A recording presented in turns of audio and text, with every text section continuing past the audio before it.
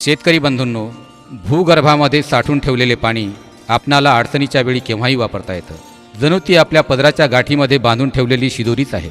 म्हणूनच जमिनीच्या पोटात जास्तीत जास्त पाण्याचा साठा गोळा करावयास पाहिजे.